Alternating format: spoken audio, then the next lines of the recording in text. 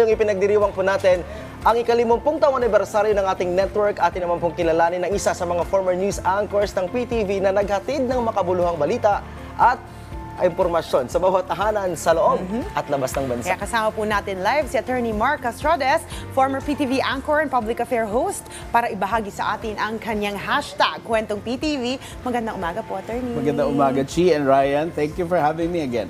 Good morning, Attorney. Attorney, simulan natin agad. Paano ba nagsimula ang karera mo dito dati sa PTV? Nag-start around 2007. Ako nag-moderate nung unang youth debate show. Yun dahil merong ugong na kwentuhan, charter change that time. So nagdesisyon ang Malacanang to have a debate show. So I moderated that. So after that debate show, doon na nagsimula na sa news and then sa public affairs. Oh, gaano katagal po kayo dito nagstay sa PTV during that time?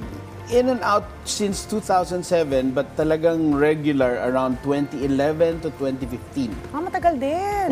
Okay, for you, anong kwento o pangyayari na parang for you is very memorable dito sa PTV? Oh, so many memorable things during that period. There was the impeachment, there was the selection of the Chief Justice. On a personal note, I learned so many things dito sa PTV4. I grew up in Mindanao. I couldn't speak a lot of Filipino back then. Wow. So talagang nahasa yung aking pananagalog to speak Filipino, which has benefited me my entire career. Ito after PTV, that is.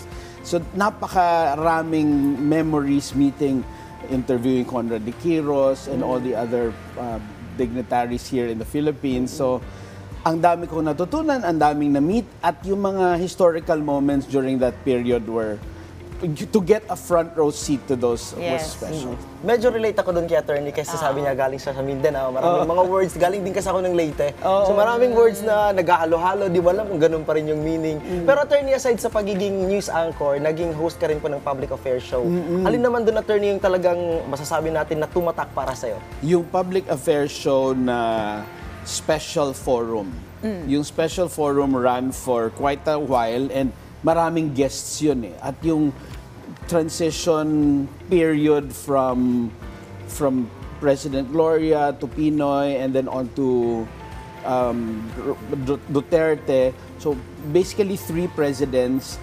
Yung special forum na nun tackled many of the transition concerns during that time. So napakaganda nung opportunity na yun, especially that we handled a large group. It was such a production every time we had it. Okay, kanina you mentioned na nakatulong tong PTV sa'yo pagdating sa Tagalog, no? Pero aside from that, ano pa ang natutunan nyo dito sa PTV na parang may malaking ambag sa kung sino kayo ngayon? Isa yon.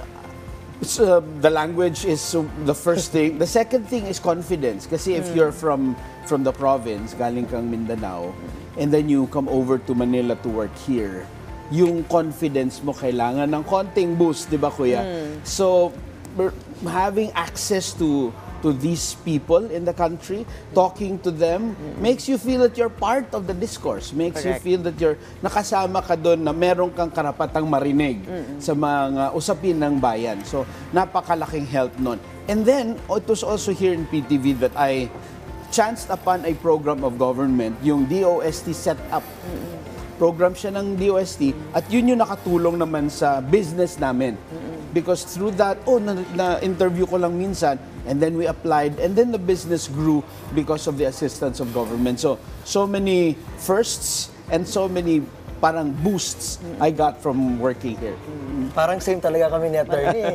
Di ba yung dating nakikita mo lang sa TV, tapos biglang ikaw naman, di ba parang nakakaano? Ako rin nakaka-relate ako dun sa mga sinasabi niya na pag nalaman natin services ng government. And then actually, kaya natin palang i-avail yun. Nakakatuwa na tayo mismo ang nagsasabi kung ano-ano to, no?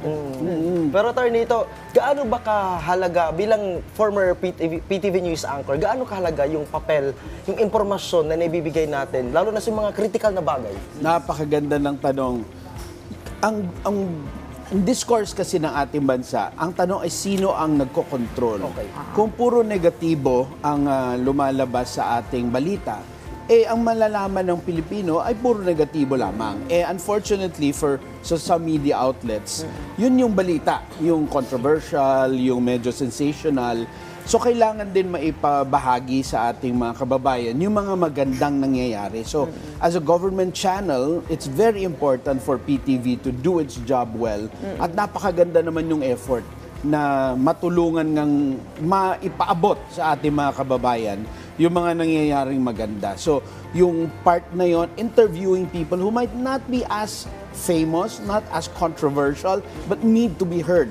So government programs that need to be broadcasted and disseminated, and then also talking to people who need to be heard, even if they're not as famous or as parang pinakakilala during the moment. Well, panghuli na lamang po, Attorney Mark, mensahe niyo po sa ating network at sa publiko para sa Golden Anniversary ng People's Television. Para sa ating network, maraming salamat for having me for a few years.